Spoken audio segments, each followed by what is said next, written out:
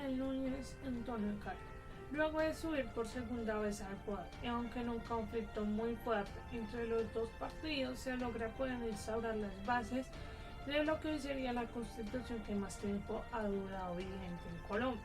Núñez fue claro promotor de la constitución y con la cual, con la ayuda del escritor y político conservador Miguel Antonio Caro, hijo de José Eusebio Caro, fundador del Partido Conservador, llegan a instaurar las bases con las cuales devolverían los derechos a la Iglesia Católica en el país, y a su vez se trataría de disipar el conflicto entre los dos partidos.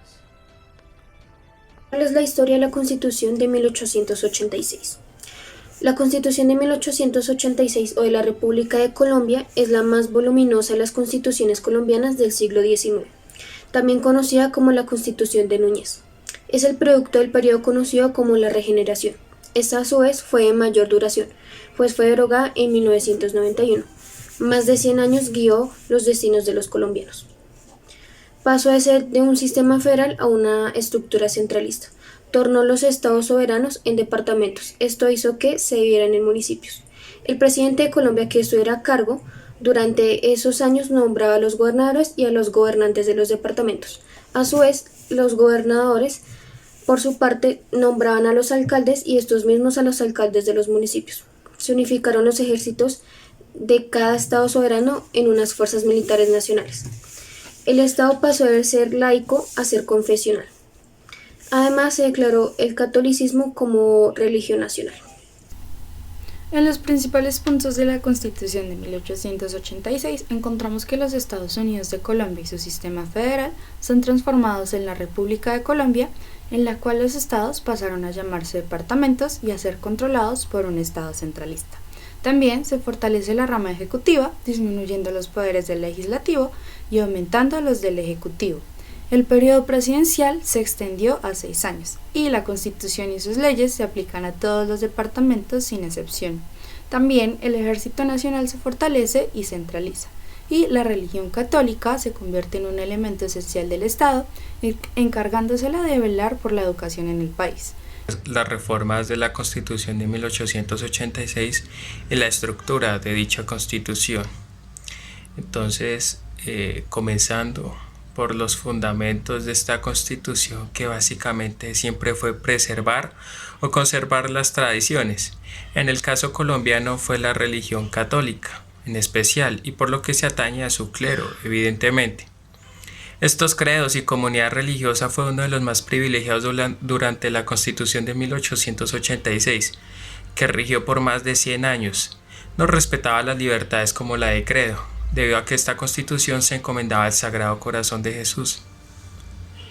La estructura de esta Constitución siempre fue un poco más ortodoxa, por no decir que arcaica.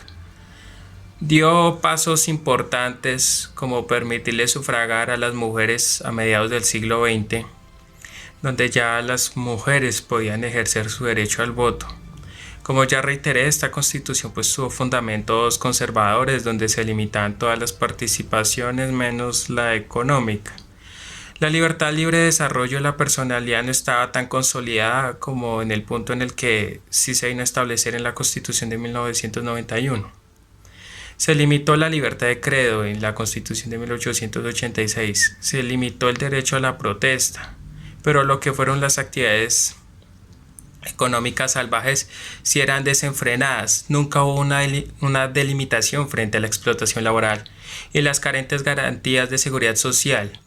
Y durante este siglo siempre se dio muchas más prebendas al sector privado que al propio Estado, donde el Estado perdió esa participación y tenía más peso incluso la opinión del credo que la del propio jefe de Estado. Continuando con las reformas, o ya avanzar para el desarrollo, la Constitución de 1886 tuvo más de 70 reformas. Las principales, la de 1910, La reforma de 1910 ocurrió después de que el presidente Rafael Reyes abandonara el poder debido a la constante presión ejercida por la Unión Republicana, dejando así como designado a Jorge Holguín, que luego del posicionamiento del Congreso fue relegado por Ramón González Valencia. Al posicionarse, pues el tema principal de debate era qué tan conveniente era la reforma, la cual no fue aprobada hasta las elecciones del Consejo Municipal, y de los cuales de los presentes 470 se pronunciaron a favor. Y mediante el decreto del 25 de febrero y apoyado mediante el acto legislativo número 9 del 1905, se convocó una asamblea constituyente y se les dio el temario del cual debían ocuparse. La reforma de 1910 se caracterizó por la reducción del periodo presidencial a 4 años, por la eliminación del vicepresidente y la creación de los cargos de primer y segundo designado. Se estableció que en tiempo de paz solamente el Congreso, las asambleas departamentales y los consejos pueden imponer contribuciones. Se prohibió definitivamente la pena de muerte. Se prohibió toda nueva emisión de papel moneda de curso forzoso. Se modificó el número de senadores, el cual ascendió a 1 por cada 12.000 habitantes. Por último, se impuso la fijación de los alcances del artículo 121, el cual trata sobre el estado y sitio. El presidente no puede derogar las leyes por medio de decretos extraordinarios que expida durante la emergencia, sino que se suspenderán hasta que se decrete el restablecimiento del orden público. Personajes relevantes en la reforma de 1910. El primero es Rafael Reyes Prieto. Fue electo el presidente en medio del caos que surgía en el periodo de 1904 a 1910. Su gobierno toma características propias, como fue la dictadura. El general Jorge Holguín Mailarino fue un estadista y militar vallecaucano. Fue reconocido ya que desde muy joven participó en las guerras civiles. Ejerció el poder ejecutivo en calidad de designado desde el 9 de junio de 1909 hasta el 4 de agosto del mismo año. Por otro lado encontramos a Ramón González Valencia. Fue un militar. El Congreso lo eligió para que finalizara formalmente el periodo de Reyes. Formó además un gabinete mixto y fue participante de la primera reforma de la Constitución, con aportes tanto del liberalismo como de los conservadores.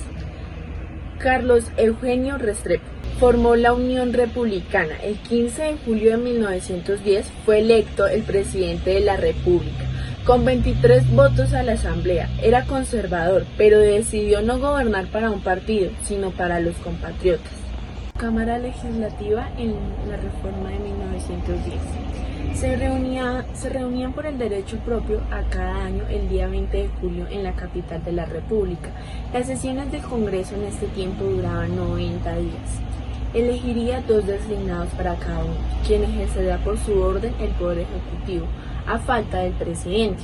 La función del Senado, 1 por cada 120.000 habitantes y 1 más por toda la fracción no menor de 50.000 elegidos por el Consejo Electoral. Los senadores durarán 4 años en ejercicio de sus funciones reelegibles indefinidamente.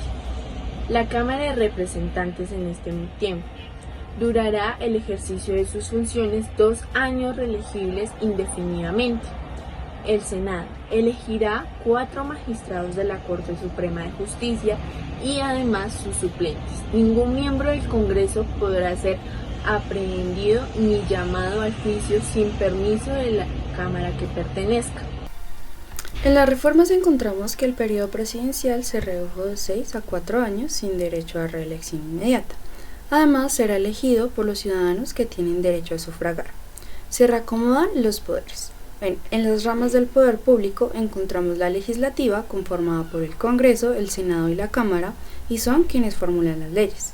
En el Ejecutivo está el presidente y todos los representantes del gobierno, y en la judicial es quien administra la justicia, y a esta se le entrega la custodia de la Constitución en cabeza de la Corte Suprema de Justicia. Ya el presidente no ejercía control sobre ella.